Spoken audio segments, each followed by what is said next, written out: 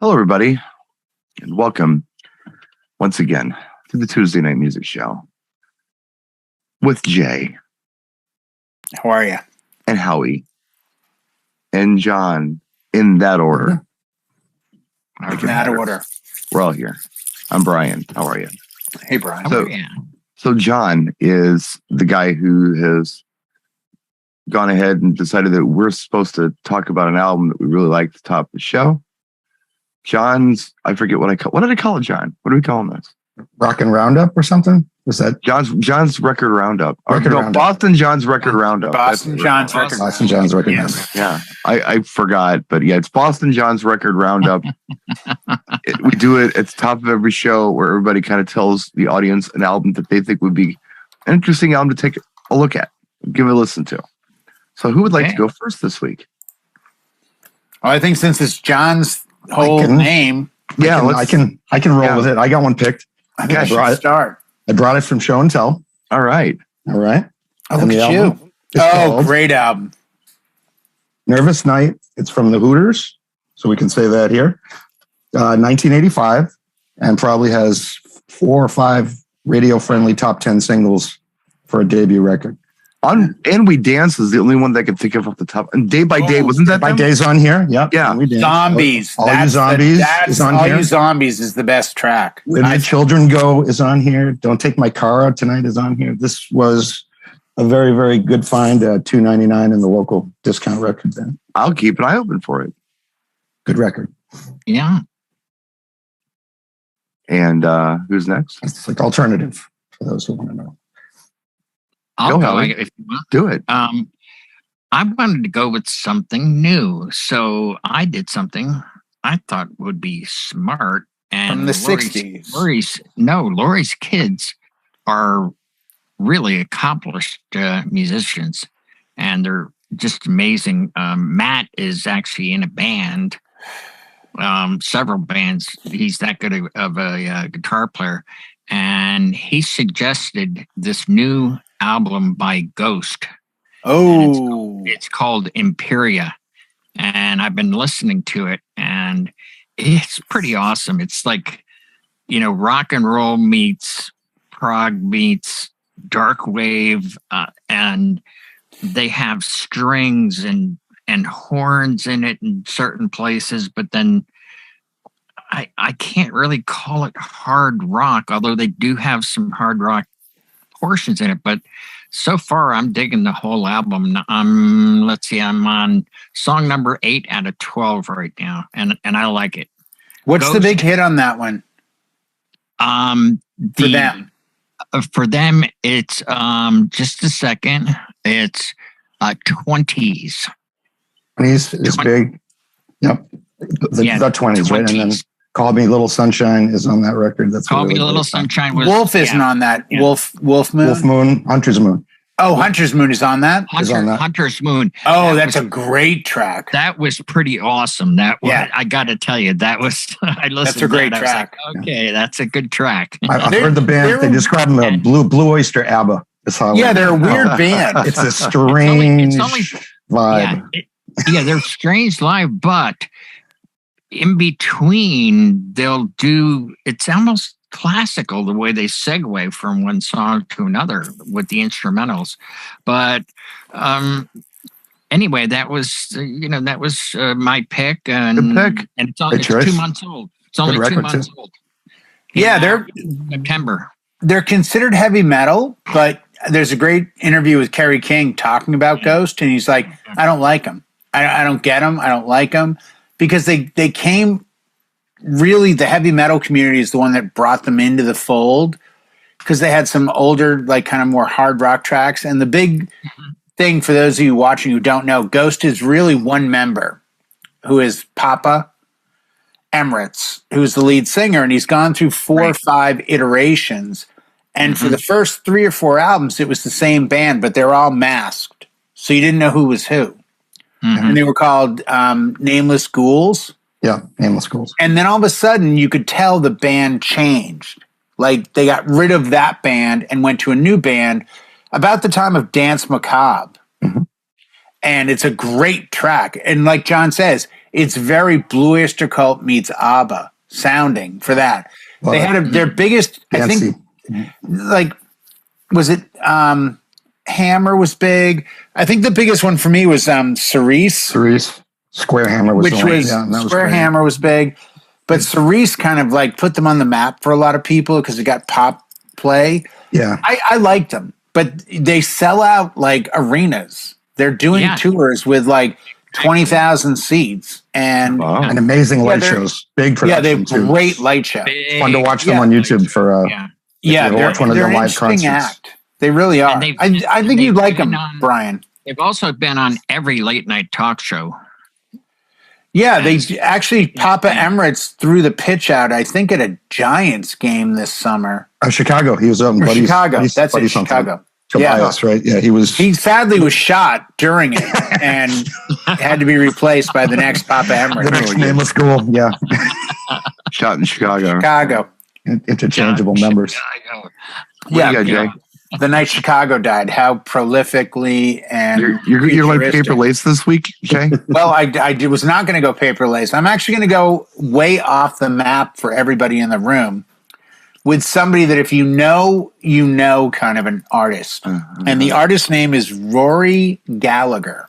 Okay. Oh, I sure do. He is a Irish blues guitar player who in the late 60s, early 70s had a group called Taste, which was a three-piece that rivaled Cream, and they were often compared to them.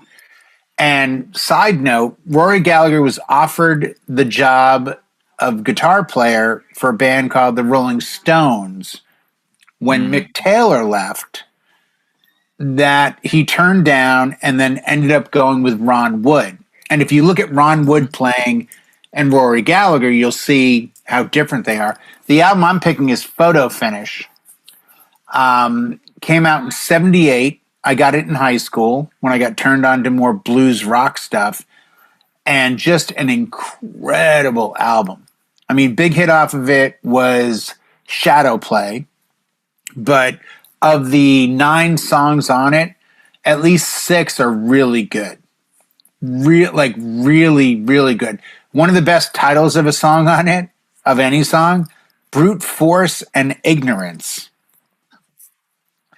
And it's a great album. It's very blues rock, not Stevie Ray Vaughan, much more blues side. Yes. Like, even though you look at Stevie Ray Vaughan and go, oh, he's so blues. He is, but Rory's even a little more blues. And it's a 3-piece. So if you want to kind of expand your musical palette, I highly suggest Rory Gallagher, Photo Finish. All right. Alrighty. I guess I have to do one. Yeah, or we don't get That's part of the arrangement, Mr. Part of the Lipstick deal. behind you. What are those, Asteras? Brian, what are those? Those expensive Astera lights or something? Yeah, They're, something they're like big. that. There's something like that. I've had them on since last night too. So On a disposable little battery pack. That's the best part. I think I want to talk about a new album I discovered. Well, let me Prince? rephrase that. An album I recently discovered that is not new, that it's pretty interesting. We were actually doing samples of it a little bit last night here in the room. There's a Van McCoy. You guys know him from The Hustle, right? Mm-hmm. So I was looking through all the Van McCoy albums, and The Hustle's not on an album, like on one of his releases. The Hustle was almost like a single he put out Oh, wow. for his greatest hits album. So there is a album called The Hustle and The Best of Van McCoy. And the track that we were checking out last night, because I only knew him for The Hustle, Yeah, me too. right? Yeah. The track we were checking out last night was Party, which was a lot of fun, I thought. Good track. Really cool track. But there's a lot of tracks like that on this collection. It turns out this guy was a producer, an orchestra conductor, a writer. He wrote for Jackie Wilson. He wrote for Gladys Knight and the Pips. He died at 39 years old in 1979.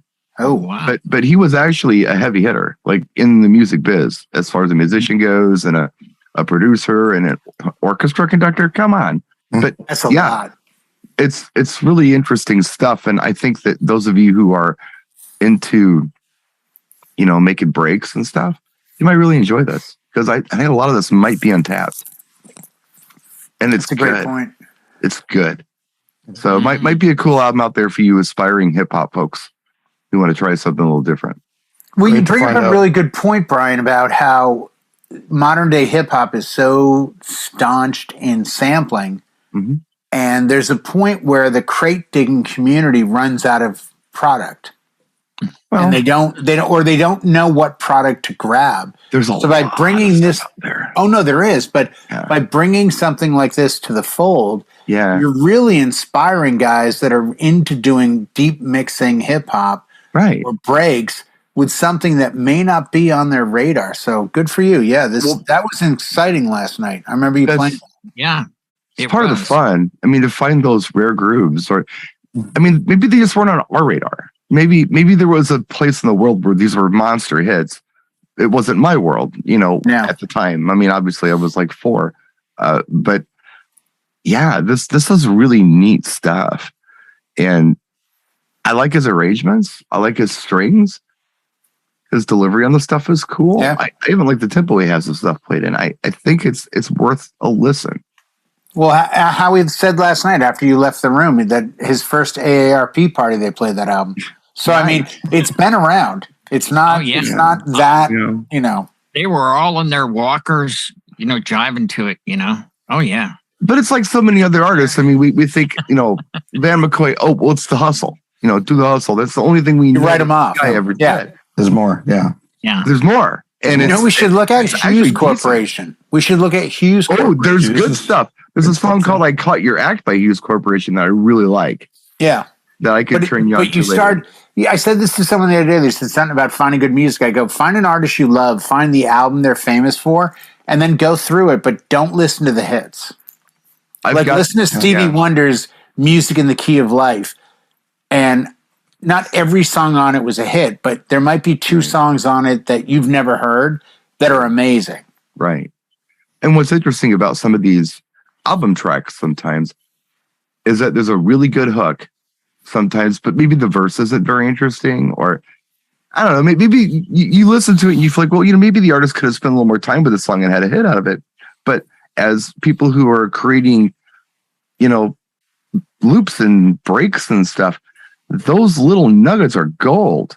Right. That's all you need, is a really hot little break. And you've got something. So I don't know. Mm-hmm. It's an interesting genre to dive into, that kind of funky disco stuff. And there was a lot of it. Mm-hmm. And we didn't hear a lot of it, just like we don't hear a lot of it. I mean, Jesus, we all, I think everybody here is a promo only person. Yes. Love promo only. How many tracks do we get a month? Oh, thousands. How many tracks do you really play? Few. Very few. Yeah. I got over 5,000 this year. I think it's always been like that. Yes, it has been. I mean, they throw stuff out there, and hey, if it catches, it catches. Charlie Puth last week on Howard Stern said there's something like, and I may need to go back and listen to it, but I don't think I'm far off.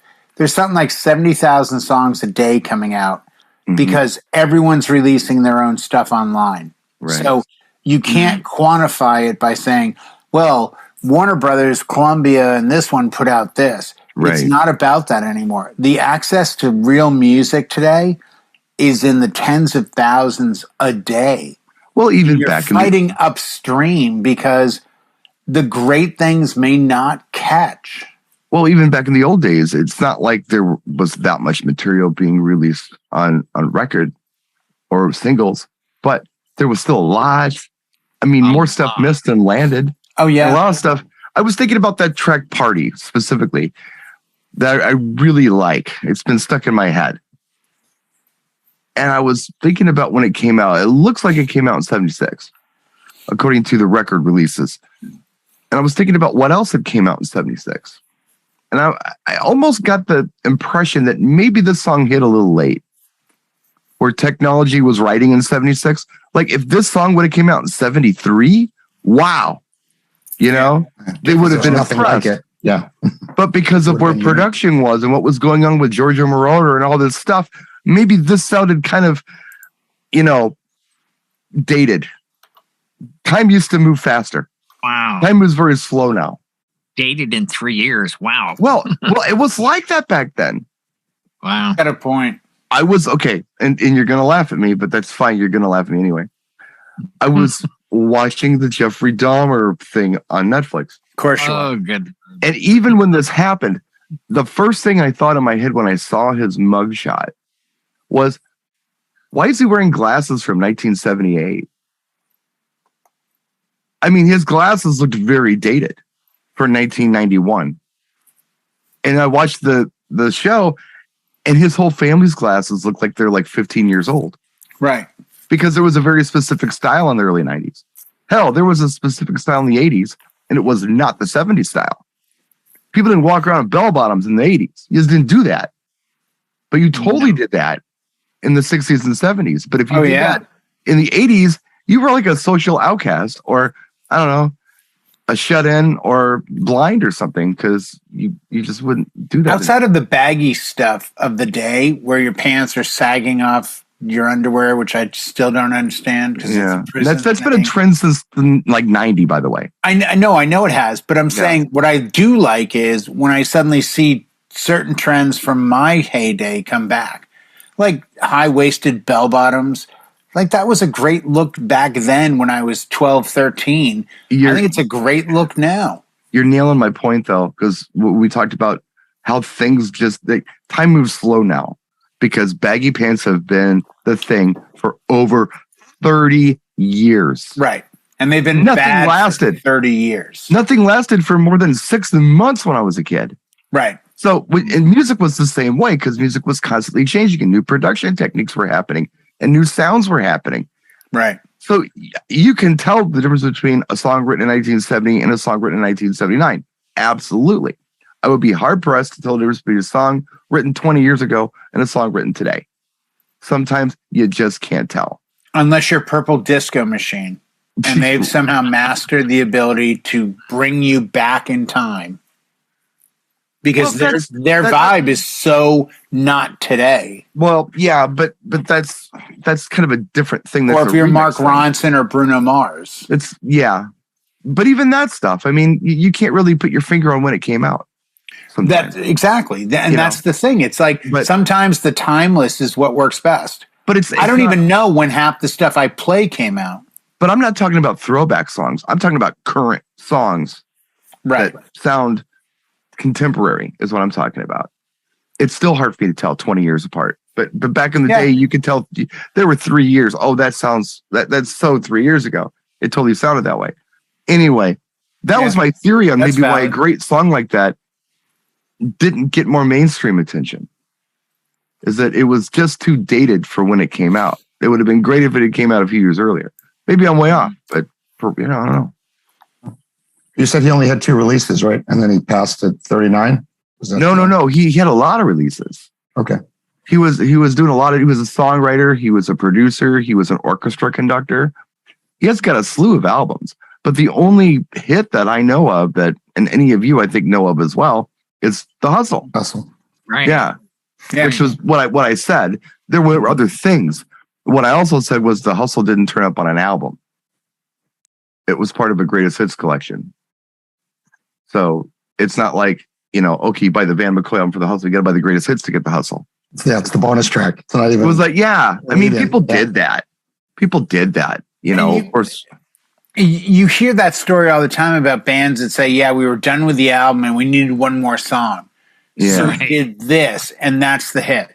Yeah. And that's the hit. That's almost like a foregone conclusion. Like, hey, Queen, you guys are done with this whole Bohemian Rhapsody thing and Night at the Opera and blah, blah, blah. And it's like, we have this one thing. Oh, that's the big one you're known for. Skinner was done with Pronounced. And they're like, we've got this song, Freebird. Let's just, shove that in there. Like, there's that phenomenon. But the other one is there's a single that doesn't belong anywhere.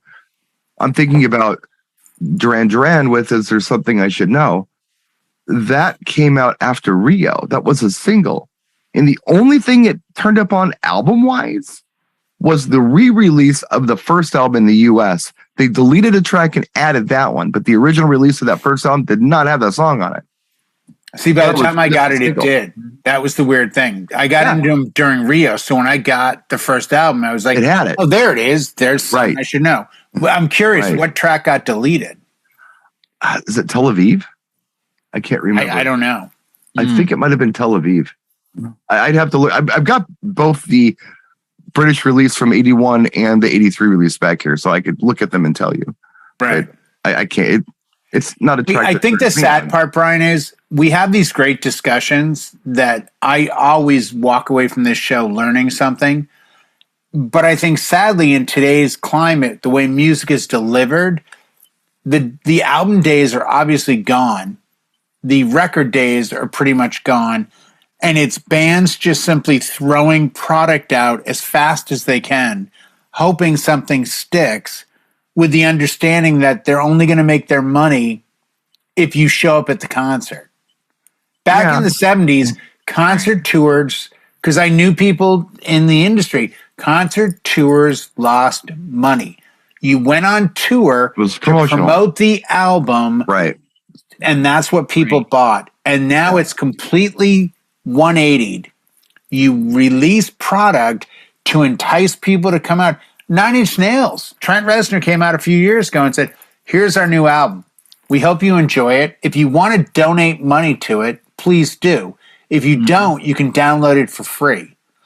But we hope you see us on tour." And all of a sudden they noticed they were playing bigger venues along the way Yeah. because that was the way it was delivered. You and I mean, Brian, you're younger than I am, but I'm sure you've stood in line to get a ticket and then shown up a few hours early in a parking lot, hung out and partied to go see a band. That reality is gone. That day of event to go see a Ted Nugent, Aerosmith, Blue Oyster Cult, rock band, whatever, that's kind of gone by the wayside because of the ability to see it on YouTube or wherever else.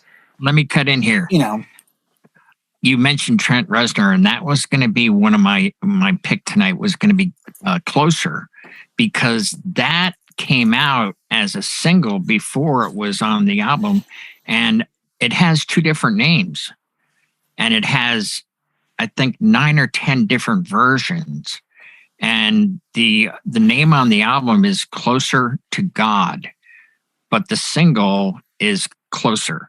Talk about And Downward Spiral. Yes. And when they released that single first, and they released it to the radio community, and they had an extended version, and the flip side was the edited clean version that they could play.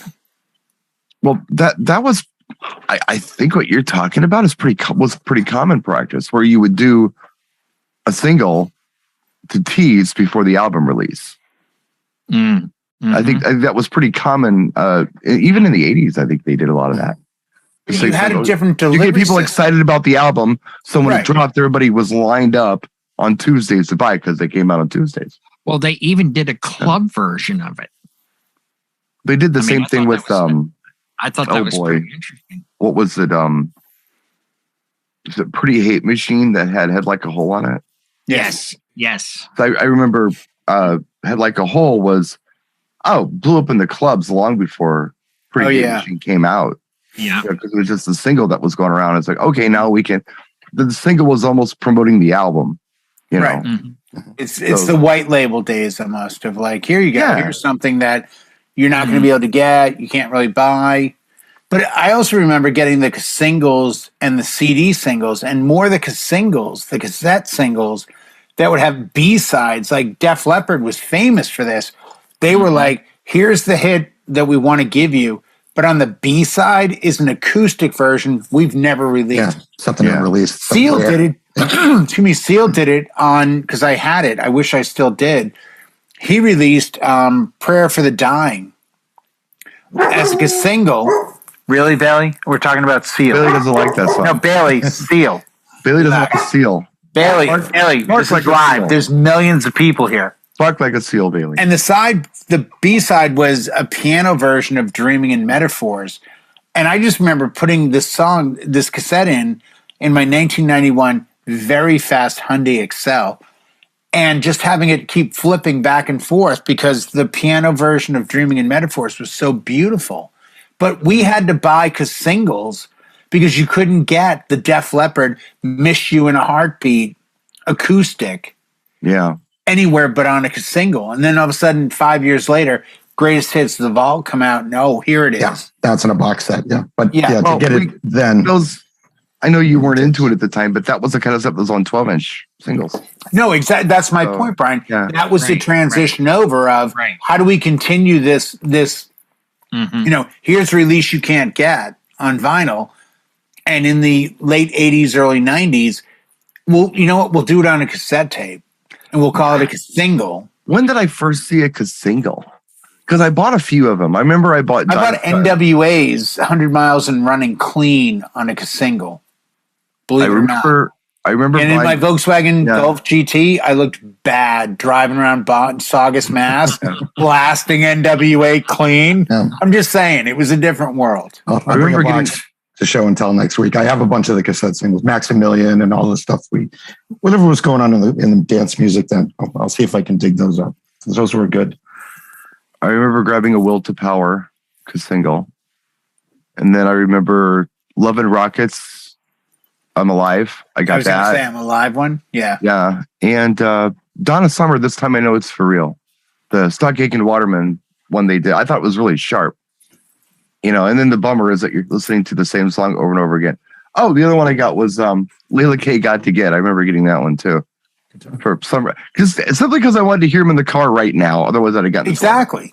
But it was like, do I want to spend the money for this CD or cassette that's $9.99, $10.99, $11.99, or can I get away with the $1.99 version? It wasn't even the issue with me.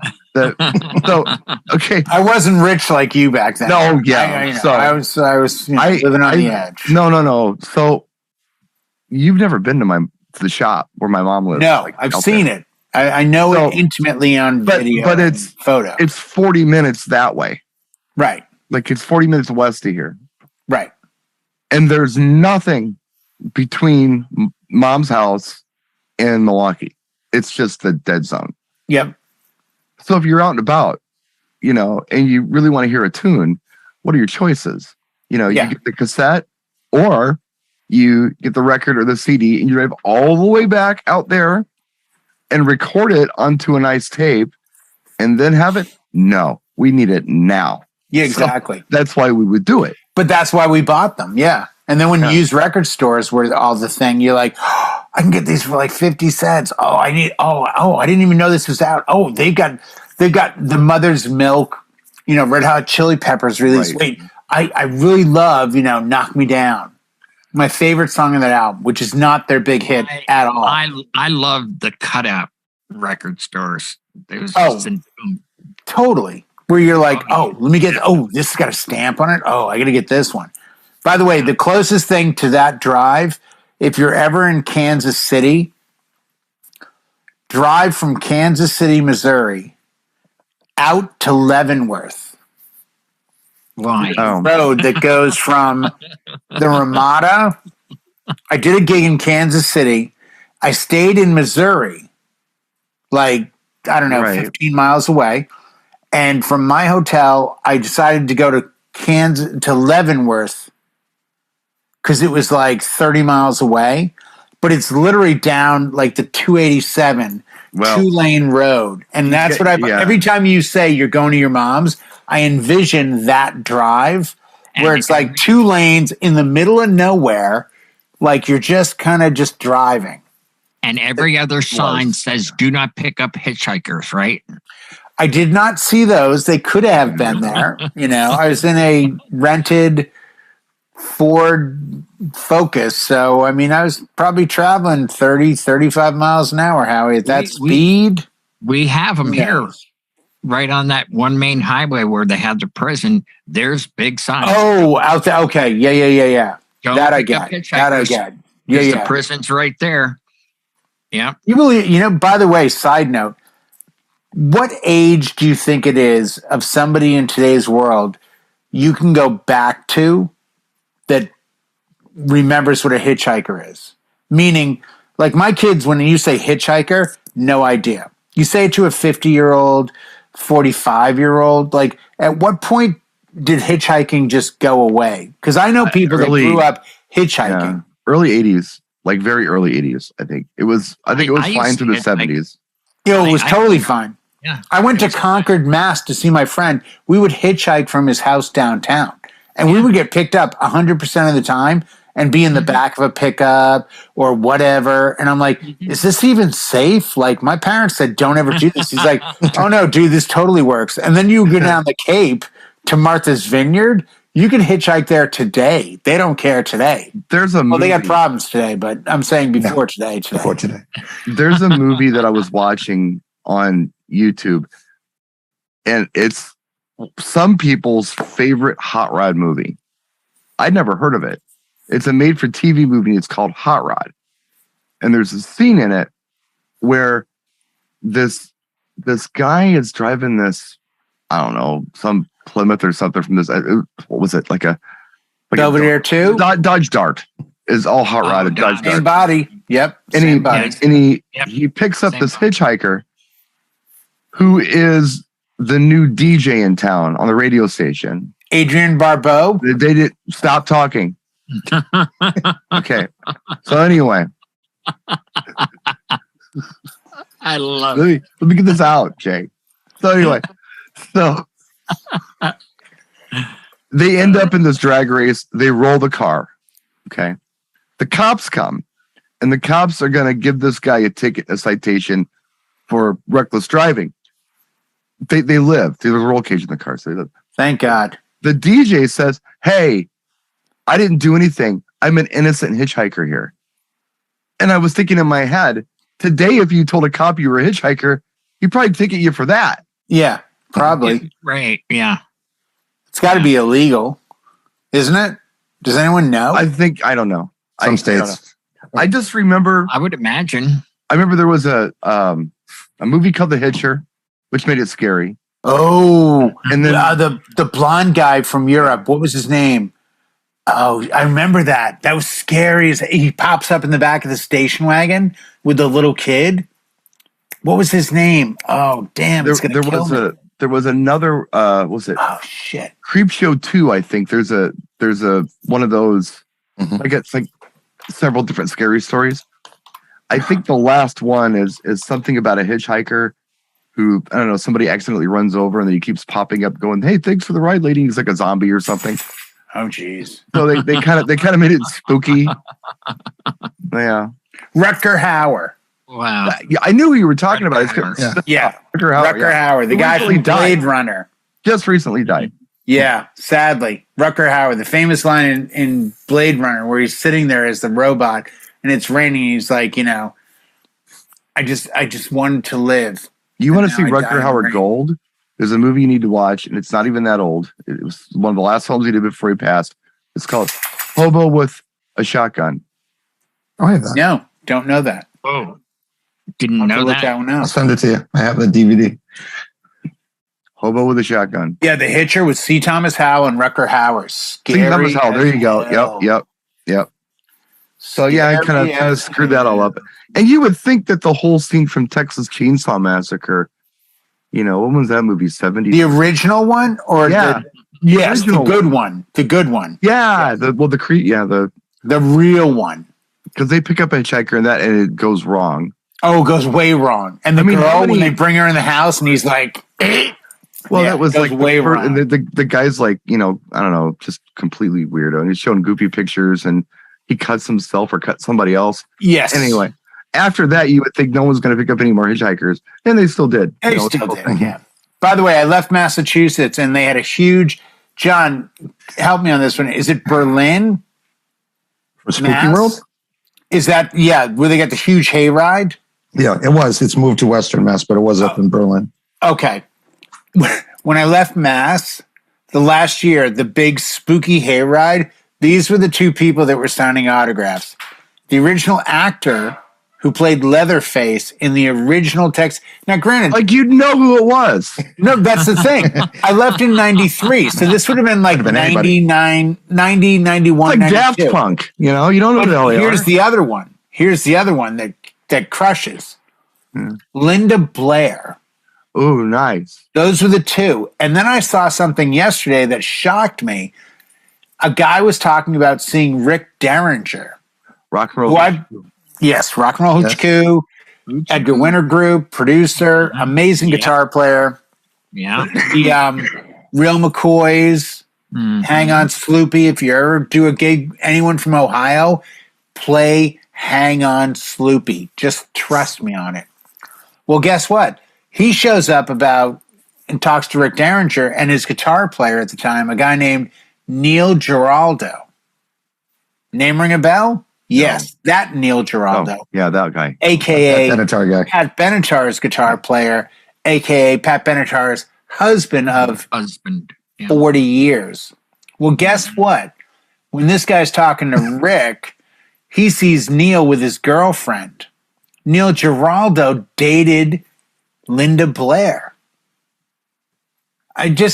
But Brian, I don't have much that's- in my life right that's now. good. I really, It's like the circle of separation, how you just connected all the It's dots just- all the way around. You know? yeah. It all makes sense now. Trying to figure out how we got out of hitchhiking, knowing Jay did it, and now we're talking about The so. Spooky It's all Hayrides good, and it's all Tiny good. Tim and Weird Al Yankovic. well, I had a crush on Linda Blair in high school. Well, Back she in was, 79, you guys are about 80. the same age, probably. I think, yeah, we probably are. Well, she That was like makes sense. 13 in Exorcist. Yeah. That was 73. So she's at least a month or two older than I am. I'm just saying. Yeah. No, I get it. I get it.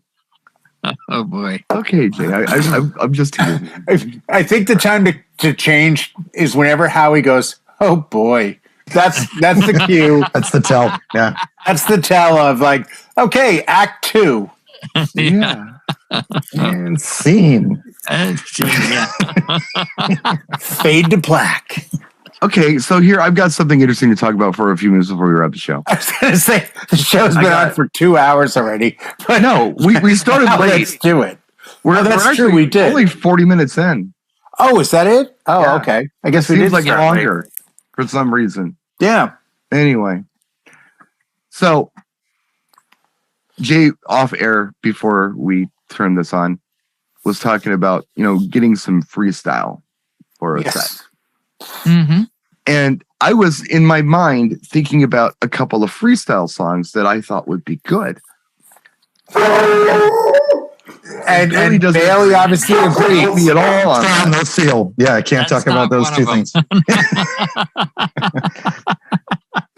You bring her in gently. You play Kiss from a Rose or something that she'll like. Get her used to it first. Yeah, she doesn't like seal. No seal. Thank you, mute button.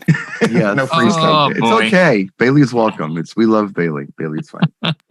It's okay. I got to talk to Izzy and see if we can get some like residuals off the replays because Bailey could use a couple bucks. She's got We- no job right now. We, So. we need a sponsor for a muzzle-free Yeah. dog. Yeah, brought to you by We need Kibbles to and get Bits. Petco or something behind this. All Yeah, of a they're going sudden. to be all It's like over that. Yeah, muzzle with EV, dog. Yeah. Pioneer DJ, and Petco. Yeah, that's why. Well, anyway, What about dogs yet?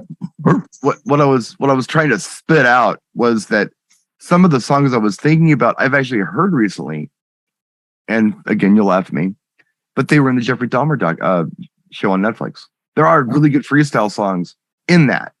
6% of Brian S. Red. Let's see how we do this one. George Lamont, Jeffrey Dahmer, Brian S. Red. I was on Facebook the other day just going through my news feed, and somebody had said, like, they made a post and they said, is it wrong of me, but I want the Jeffrey Dahmer Netflix soundtrack? It's actually really good. There's some really good stuff on there, and people are listening to it. So I think it might be wise for us as DJs to maybe figure out what those songs are. Yeah, I that's mean, valid. Howie and I talk about this stuff all the time. I mean, the Guardians of the Galaxy thing just won't go away, right? Right. But there are Right. songs that pop up in pop culture that just Yeah. stick. Don't Yeah. Stop Believing from Sopranos is like the one that just won't. And that's go what, away. 13 years ago? Yeah, Whatever it 2009. was. Yeah, Was it 2009. 09? So Okay. Yeah. 14 years ago. Yeah. So there's really good stuff in that doc that's not necessarily stuff that I think is on most people's radar. I've only often- seen one episode, and I'll be honest, the tracks I knew, but they were not radar tracks. They weren't, oh, I've played this. Well, let's see. Okay, I remember in the first one, because I did watch that, and it struck me as like, huh? Because I know the club that he was in. Right. And they didn't You have a really different play that. relationship with this whole thing. So they were playing Albie Shore's Night and Day. Yeah, First that's song I the heard. track I heard, and I'm like, I love it, but I don't play It's it. a good right song. And then I believe they were doing Crystal Waters' Gypsy Woman, Yeah, like in the dance scene. yeah, they were. Another one of the episodes they're doing, he's the song they keep playing over and over again. And the episode's called Please Don't Go. Is the KC song from KC and the Sunshine Band, Please Don't Go, which makes that song so creepy. Yeah, it does. So Whoa. creepy. Whoa. I just think the part that bothered me the most, and I know there's a huge controversy now because there's people that are getting behind him saying, I feel bad for him. He got killed in prison and all that. As a side note, like genuinely, there's people behind him now because there's There people. were nut jobs then too. Yeah, but there's people under a certain age that are even more nut jobs now, sadly. But the thing that bothered me about it that I've always felt should be brought up, and in this forum, I will bring it up very quickly. They said the lack of quality of DJs in the Milwaukee area from 1980 to 2021. And I think that what I'm hearing here myself Yeah. is that they're not noticing the skill and talent level. But again, Brian, you're there, so you know what happened as a Well, DJ in the club scene, and their complete and utter lack of respect for what really you were doing at the time. Your Well, answer. they ate all the DJs. That's what I think that's the big part of it. Brian is the one they did. Yeah, apparently the comment was the good DJs we eat. Tough crowd. It was, despite all of that stuff that's there on Netflix and the stuff that people are talking about, it was a magical time here at that time. It was Oh, I have no absolutely doubt. amazing. Yeah. Well, you It had a was almost great like- time during that period. It was almost You a were going to renaissance of clubs, the. you were partying, you were having a great time. Well, okay, can you remember when? 10 minutes ago? No. Probably not. When New York, like let's say in the 70s or 80s, was still seedy, but there was a lot Yes. of fun to be had. No. I was. That's what was going I on did go here. there then. Yeah. That's what was going on here. It was Yeah. the same thing. If you There were knew where to neighborhoods. go, you knew Yeah. where to have a great time. Right. There were neighborhoods Yeah, no, you I did not go totally- into. And there was a lot of, social economic problems and a lot of issues, but there was a lot of fun to be had. Well, Boston was the same way, John. I mean, there were clubs down on Washington and Tremont that I went to that were like, you would look at on the surface and go, you can't go there. And it's like, no, this is like the coolest place to go. Well, they felt Because great. no one knew They were super classy. Then they had kind of a falling out, and then then they went in and cleaned it up, and now it's all safe down there again. So. No, but I'm saying there were the underground stuff where you went to hear certain music Yeah. that you weren't going to hear anywhere else because people tend to go where they can congregate together. I can never remember a time in my city where downtown was dangerous. Downtown, like in my time I've lived here, and it's been since 1983, downtown's always been a safe zone. It's never been a dangerous place to be. Still isn't today. The neighborhood I'm in right now, yeah, there was a time when you didn't want to come down here. Oh, and your place is the most yuppie joint going. And you've been here, but there was a Yeah. time when you might not want to come down to this area. That's certainly changed. Well, It's gentrification changed, yeah. changes cities dramatically. What area of your town was Dahmer prolific in? Was it north, east, west, downtown, south? Like, It's a hard question to answer because because when you say it was so safe and you didn't worry, what he was only granted he was primarily going to gay bars, but so were you. no, I wasn't. that you were primarily on his going to radar. bars. I was primarily working in clubs. No. I'm saying, but you were hanging out in all different places, so none of those Yeah, places ever felt unsafe. No. no, the thing with the whole Dahmer thing, and it's, again, you had to kind of be here, I guess, but he picked on some pretty desperate people, either financially or socially or something. It wasn't like he was, talking to somebody who had a life, or had a group of friends, or I didn't know anybody. Victims. He did. He found people who were, quite frankly, gullible enough to do it. Right. And I feel for all of those people and their friends and their families. Right. But man, you know what? You just don't hook up with a dude like that. You don't you don't talk to that guy. Right. I mean, that's just street smarts. You don't talk to a guy like that. In this context. But it's sort of like, talking to a bride and groom with three of you at a Starbucks. In that context, everything makes sense. You get to the wedding and all hell breaks loose and they're like, what happened? Right. I think people in context sit at home and go, I'm not going to get myself killed tonight by talking to some nut. Then they go to a club and somebody comes up and goes, you're really handsome. And all of a sudden. That's not what was happening. He was saying, hey, I'll give you $50 if you let me take your picture. Who, $50? Well, yeah. That was the ammo. He picked victims. Usually, not every time, but that was definitely an MO he had. Right. And he found money people that he could get through to. I bet you for every one he got, there was probably 10 that he didn't. He probably hit 10 before. And the movie's the show's not going to show that because there's nothing salacious about him hitting on 20 people and only getting one. There's no record of it. I mean, that's the other side of the coin. But they don't get everyone they go after. Well, who knows? We don't. They're not sharks that simply bite and kill. But I've tried to explain this, and I don't know. They profile people. I mean, my days in New York, I did not feel in danger at all. Going to CBGB's or Max's Kansas City because I didn't look like a tourist. I looked like everybody else. I wasn't the guy that looked up at the side. I had a mission. I was walking somewhere and someone profiled go, oh, he's a New Yorker. He probably doesn't have any money. Look at him, and they don't bother me. They're people in the suits. It's, hey, have you got $1? Well, Brian said it best. He said street smarts. And Howie, and John knows from Boston, and I know from Boston and New York, you can't teach street smarts. You can't explain to somebody, don't look like a victim.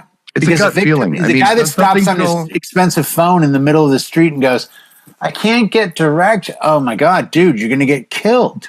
So versus the guy that just runs through the street, stops somewhere in a corner of a coffee shop or a club and goes, where the F am I? Like, I don't know where I am. I rarely ever went out alone.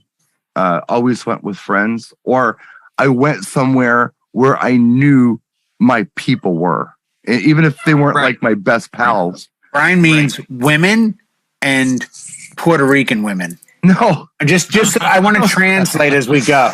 No.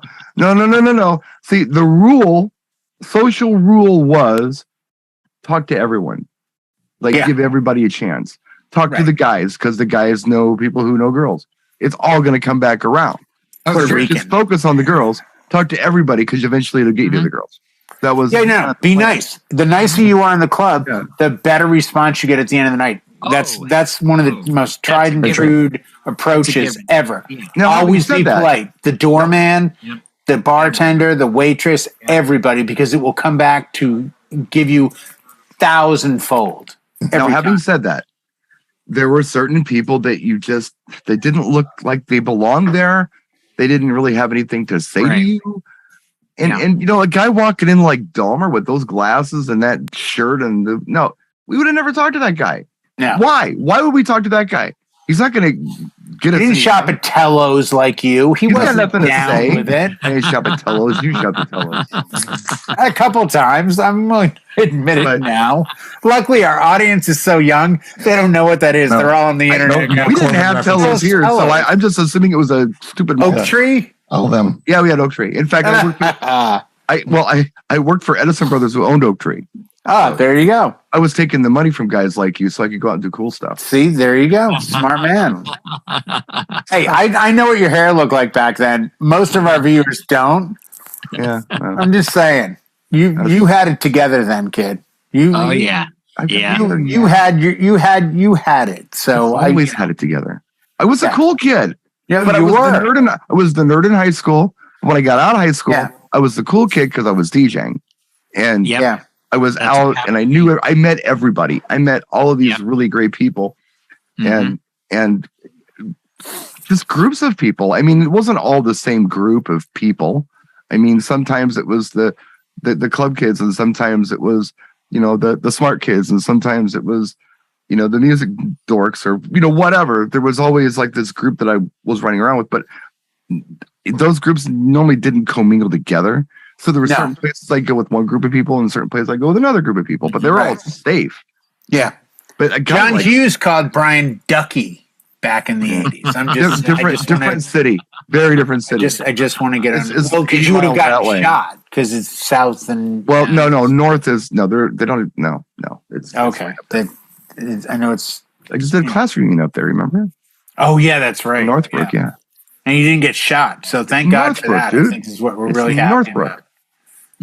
It's not really So. Oh no, that's the big area. That's right. It was fun back then, and that happened, and I don't know. We were bombarded by it. I mean, that's all we heard forever, and it was weird that it was like a national story because we thought, well, it's just a local story. No, it's everywhere. Everybody's talking about it. Yeah. Mm-hmm. But a lot of cannibals in America, Brian. I think I think you guys kind of come to grips with the part about him eating them. That was the part that was going to go national. That put it over the top. Yeah. Well, you got when this first came out, we didn't get that. All we knew was that there was a bunch of dead people on the north side, and I'm like, of course, there's a bunch of dead people on the north side. It's the north side. Don't go there. See, I know not to go ahead there. of time. Why did they go there? But then we find out later that all these other things are happening. If David Berkowitz had made a chicken wing out of one of his victims, it would have been different. But, Son of Sam just shot and killed him and ran away. Jeffrey went a little too deep. That's the downside. Well, he's got a lot more finesse, really. Yeah. Took the time to marinate them. Too soon. Yeah. Boston Strangler, he just strangled him. So I was actually. He had the Coke bottle thing. If you know, you know. I was considering doing this. I was thinking about doing a video, doing a little Dahmer tour in Milwaukee. Oh boy, capitalizing on the Netflix. Good man. Not capitalizing on it, but just smart man. It's almost. It's not even a capitalizing. It's show the candy shop. Okay, what did you think of my city before you got here? What did you have? Honestly, you want the God's honest truth? Yeah, Vernon Shirley, blue collar, working class. Here we go. And then I got there and I'm like, holy jeez, this is like Portland or, parts of Boston, like upper, like yuppie, like, not even close. I'm just being dead honest. I thought you were a working class. That's what I wanted. That's why I was asking you because I was shocked. You drove me around and the whole time I was like mouth open, like, holy jeez, this is like, hey, where you live is perfect. You got a lake, 2 blocks behind you. You got a bunch of mansions. Right, you're on a cool road. You're near a big city. And even then, when we got in a big city, I was like, wow, this is like super Chicago, nice. I guess. Yeah. Well, no. I mean, but your proximity of your house to where things were. You're super close to so much going on. Yeah, But it was much more Beacon Hill, but John. Yeah. Or, Upper East or West Side, Howie, than it was what I thought it would be. I thought it would just be like Laverne and Shirley, because when I think Milwaukee, I'm like, oh, Milwaukee's Laverne, Well, I guess that's why I brought it up, because I'm thinking that people are kind of getting a bad impression of my city from. Well, because you had a cannibal there. That's the problem, Brian. There's that too. The guy ate that cannibal guy. I don't know. I don't know how you want to get rid of that image. It was cool, but let's face it, a guy ate guys. But I just want some perspective on it. That doesn't wash away. I'll give you a good perspective, but the guy still ate people. I think that's we weren't walking home from a tough hurdle. No one was walking to Dahmer's house from 219 because he lived in a different zip code on a different side of town. But see, that's the thing that you should bring up. That's the part that shocked me when you're like, I'm like, no, I saw like episode 1 or 2 and they walked home. And you're like, no, hell, they couldn't walk home. It was like, way the hell over there. And then the other thing, they're trying to make the club look like this black gay club in the hood. Yes. No, See? it was not. This is the opposite of it. Everybody went there. And that was the first time that I remember seeing black hip hop dudes in there, like dressed in cross colors and stuff. I'd never seen that before, like in posses, you know. And this was during like Living Color and all that stuff, where you know you had your posses and stuff. I'd never seen that before. It was there, but that wasn't the predominant thing there, and it wasn't that neighborhood. Right. It was just a part of it. Everyone was there. It was a Yeah, but artistic license, you want to make things look worse than they really were. Like, let me ask you this. It would have looked creepier if it was like a nice place and he did that. That would have been weird. But your understanding, because you were there, you actually have connection to this true story. You've been to the clubs. You were around when he was around. I don't know anyone. If you told the real story, would it be as salacious? Would it be as interesting if they understood this club's in a good area and to get to his house was a 5-minute drive and this and this and this? Like, if they changed the Netflix narrative, I believe, to reality, would it still be cool? I believe that reality is always stranger than fiction. Well, I do too. Yeah. No, but I think in the regard that look, go ahead.